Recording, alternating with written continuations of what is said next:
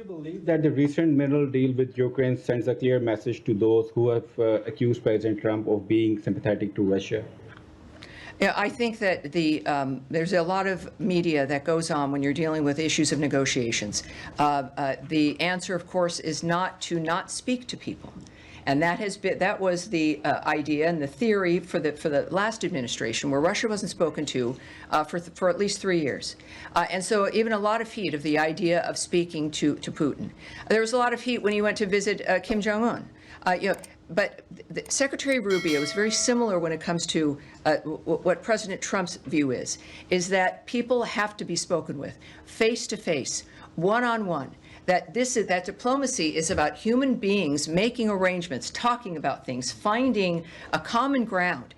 And you really, in all honesty, I know we got used to a lot of like non-human contact during COVID, and that is one of the biggest disasters to hit humanity that we can imagine that was enforced on us. So it is now clear that there is a commitment and an understanding of the importance of this kind of diplomacy.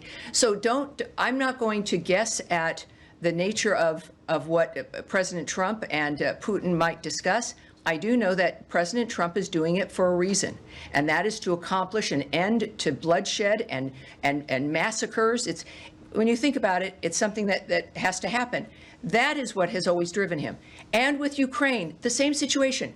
You have the president of that country in your house, in the Oval Office. You're supposed to have signed this deal that day when President Zelensky decided that was just not going to happen, I guess. And yet it didn't end the relationship.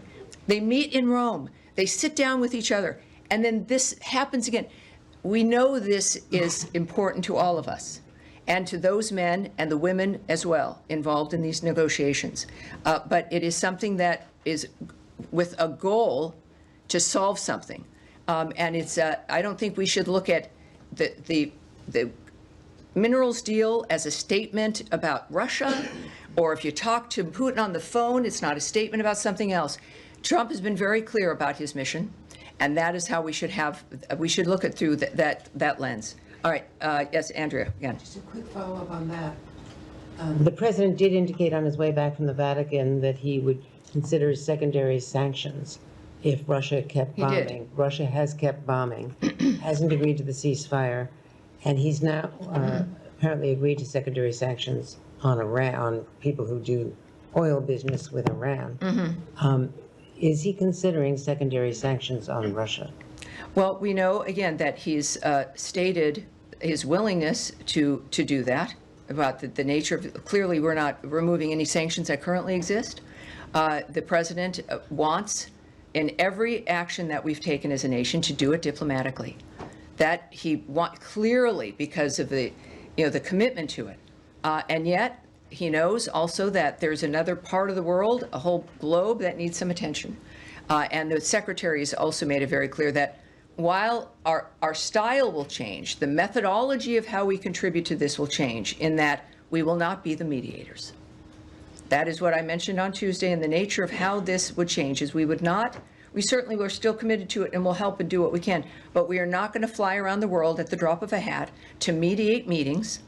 That it is now between the two parties, and now is the time that they need to present and develop concrete ideas about how this conflict is going to end. It's going to be up to them.